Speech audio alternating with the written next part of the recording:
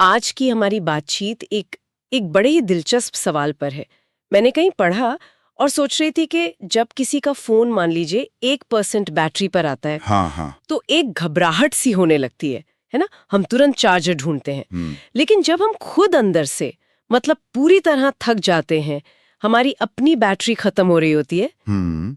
तो हम उसे बिल्कुल सामान्य मानकर चलते रहते हैं। हाँ। शायद इसलिए क्योंकि फोन की बैटरी तो दिखती है और अपनी थकान उसे तो महसूस करना पड़ता है। और महसूस करना ही तो असली चुनौती है, क्योंकि खुद को महसूस करने का मतलब है खुद से मिलना।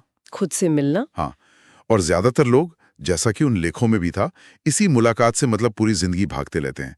देखिए, बाहर की दुनिया, फोन की स्क्रीन, ये सब ध्यान भटकाने के सबसे आसान तरीके हैं। हम्म। पर जैसे ही आप अंदर देखते हैं, एक जिम्मेदारी का एहसास होता है, अपनी खुशी का, अपनी शांति का।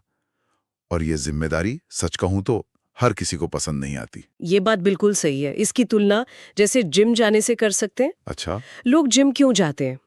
क्योंकि वहां तरक्की साफ साफ दिखती है। आईने में शरीर बदलता दिखता है, वजन करने वाली मशीन पर नंबर। हाँ, एक सबूत होता है। बिल्कुल, एक सबूत होता है कि मेहनत काम कर रही है।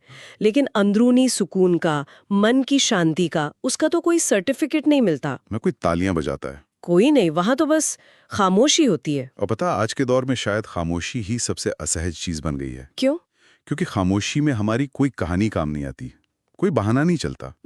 हम किसी और पे इल्जाम नहीं लगा सकते। वहां सिर्फ हम होते और हमारा सच, कोई फिल्टर नहीं। इसीलिए लोग शोर पसंद करते हैं। हाँ। क्योंकि शोर में सच वो दब जाता है। लेकिन अगर जिंदगी सच का सामना करना ही है, तो फिर इसमें रिश्तों को कहाँ रखें?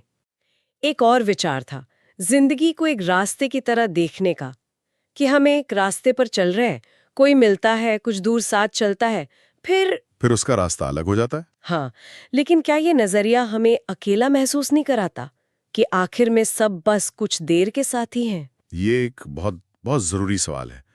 लेकिन उन विचारों का जो सार है, वो अकेलापन नहीं, बल्कि एक तरह से स्वतंत्रता है। स्वतंत्रता? हाँ। मतलब इसमें कोई धोखा या गलती नहीं है। सच बस इतना है कि हर किसी की अपनी एक मंजिल है, अपनी एक रफ्तार है।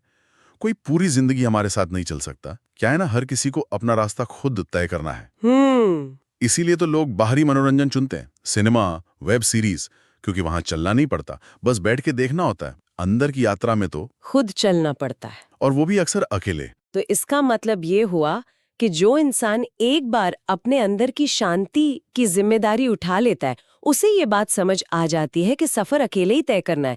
फिर उसके लिए बाहरी दुनिया का शोर वो मायने नहीं रखता। हाँ बिल्कुल, उसके लिए बाहरी शोर वो धीरे धीरे फीका पड़ने लगता है। उसे ये एहसास हो जाता है कि शांति कोई ऐसी चीज नहीं है जो किसी मॉल में मिलेगी या किसी वेकेशन पर जाने से खरीदी जा सकती है।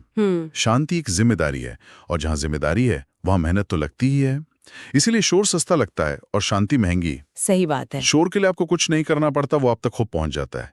शांति के लिए आपको दुनिया के शोर से खुद को बचाना पड़ता है। और जिन लोगों के बारे में हमने पढ़ा, जो शांति की जिम्मेदारी को चुन लेते हैं, उन्हें फिर कहीं पहुंचने की जल्दी नहीं रहती। वो जो बाहर की दुनिया की भाग दौड़, कौन आगे निकला कौन पीछे रह गया, ये सब बातें उन्हें परेशान नहीं करते। उनकी दौड़ किसी और से नहीं। तो आज की इस पूरी बातचीत के बाद एक सवाल शायद हम सब सोच सकते हैं, क्या शांति की असली कीमत पैसा या कामयाबी नहीं, बल्कि सिर्फ उस खामोशी में टिके रहने का साहस है जिससे हम अक्सर भागते फिरते हैं?